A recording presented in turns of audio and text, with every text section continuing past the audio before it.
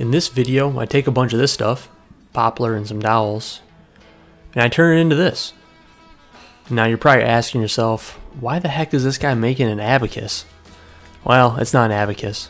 It's actually a small little display that holds the number of bows my daughter has. As with most projects, we start with some rough lumber here, some 4/4 poplar that's getting cut to a rough length before the milling process started, as well as cutting some dowels to rough length. These were 3/4 inch poplar dowels. I like to rip my boards on the bandsaw when they're in rough state, just through the fact that they're kind of uneven and I don't feel comfortable cutting them on the table saw.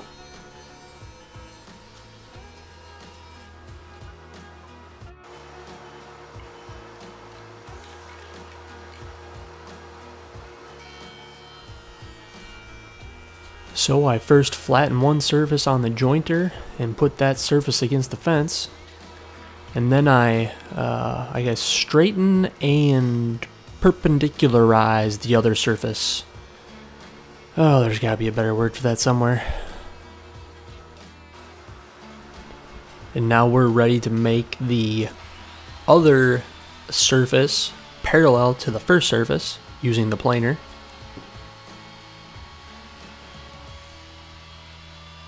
And then we rip the board to width. Oh yeah, I forgot to record that part. Rip it to width, and now we got some S4S lumber that we're cutting to final length.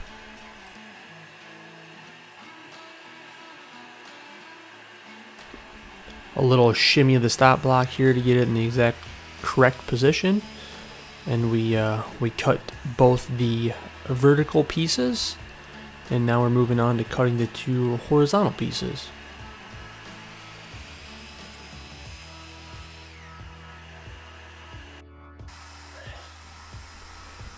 In order to connect the corners together, I'm choosing the easy button here and using the domino. You could use dowels, rabbet joints, box joints, dovetails. Heck, you might be able to get away with just a good old butt joint. Maybe some pocket screws and fill it and paint it.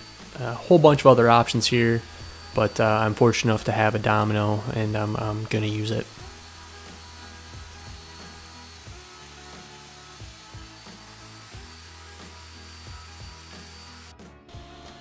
I wanted to add a detail to the leading edge of this little display thingy, and so I'm putting a 45-degree chamfer on the front edge.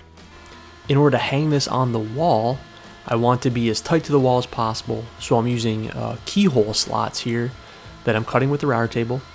There is a reference mark on the fence that I'm going to stop each piece at. So the end of that keyhole slot is in the same exact spot on both pieces, so it hangs level.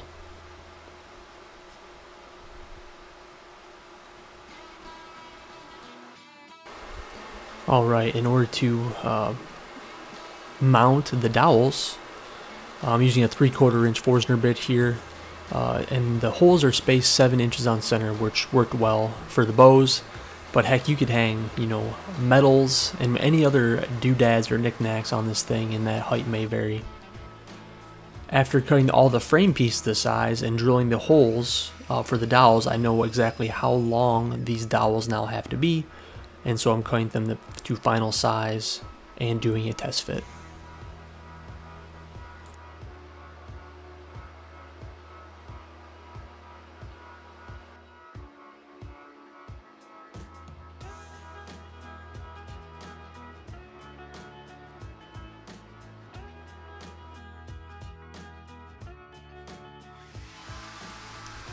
And then of course onto the much loved task of sanding with a random orbital here, and as well with some hand sanding, of course.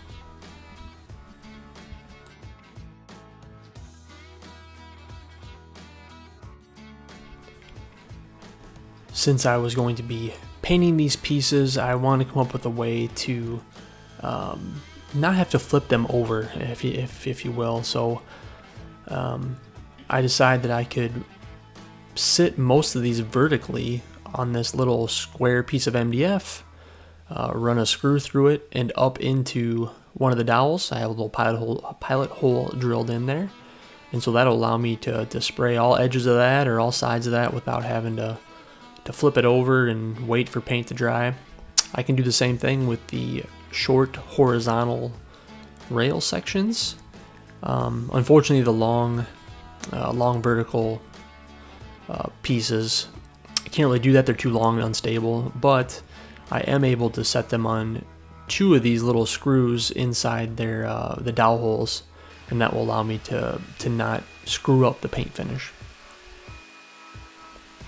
Alright, here I am spraying some primer. It is Insulex Sticks primer. You're not supposed to thin it, so it is a little bit challenging to spray with my HVLP here. It's pretty thick, but it finished okay. It just needs some extra sanding work to get some of the grit off. One thing to note, I am painting all this before assembly, as you can tell here, and that's due to the way the little clips work for the bows. They have an enclosed circle that goes over the dowels, and so it has to be kind of added at time of assembly. One of the shortfalls of my approach here with the screws and the boards is using 2 individual ones for these long styles. Got a little tricky here moving this out of the way so I could paint the second one. Should have used a single board, would have been better. I think this is after the first coat of paint, but regardless, sanding between coats, just with hand, just kind of lightly abrading it and knocking off some of any of the rough spots or any of the little overspray, I don't know, bits that make the surface rough.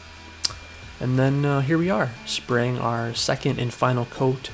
This is Benjamin Moore Advanced Satin White, been thinned about, I'd say about 15% with water. And it sprays really nice. Not as exciting seeing white paint cover white paint, you know?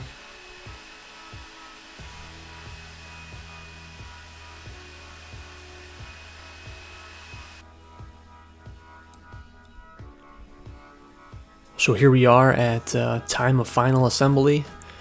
Everything's painted and ready to go. I'm not gluing those dowels in place. There's really no need for it. They're not going anywhere, and they're not structural because I have the frame surrounding it. So I'm getting those fully inserted, and here's where I have to drop all these little rings on the dowels during the assembly process, and that's why everything was pre-finished. From there, we're going to add some glue. Well, first we're going to position these dowels so they look the best facing forward. I think there's some small little, like a little knot in one of them I had to turn. And some glue, pounding in some dominoes, which I did have to cut down in length due to the proportions of the rail and style pieces here. I think I used a 6mm domino, and I think the ones I have are 40mm long, which is too long, so I had to come down to about 30. I have little marks in the ends of the rails here to tell me which one goes where, and I'm gonna get that added, wipe off the glue, and kind of rinse and repeat on the other side.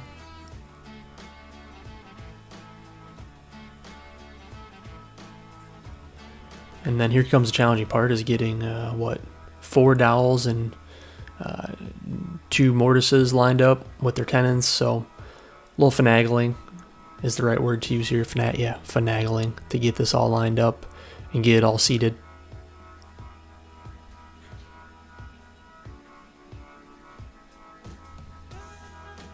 And then using the hand hammer, because you know there's nothing else on that bench that could work to pound these together.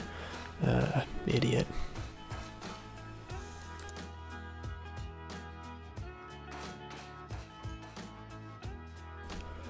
Finally moving on to clamping this thing up. Got some rags wrapped around my clamps here to prevent marring of the surface. Getting all the edges lined up before I clamp this.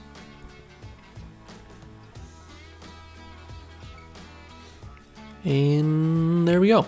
A little bit of pressure. Should set up just nice. Oh, another adjustment. Wasn't perfect. Let's try it again.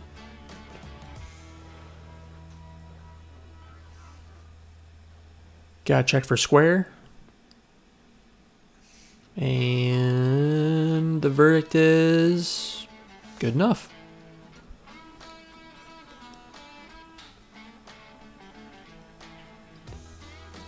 Checking for any chip paint or anything like that to just, upset me at the last minute here. And now I'm making sure that the dowels are seated appropriately across the height. And come to find out they weren't. So luckily I put this on a moving blanket and could kind of use that to prevent marring of the surface from the clamp. And just squeeze the frame together. And got that to be uniform distance side to side from top to bottom. Alright, so after this baby dries, we're ready to put a couple screws in the wall and hang this thing up. Here's what it looks like after my wife did the color coordination and hanging. Turned out great, but you could use this for, ribbons, medals, maybe if you're really proud of some hand towels, I don't know. But it's pretty universal and pretty easy to make. Thanks for watching. If you feel like I deserved it, hit that like button or even subscribe. And if you're unsure what an abacus was, come to find out it's an ancient counting device. Olden times.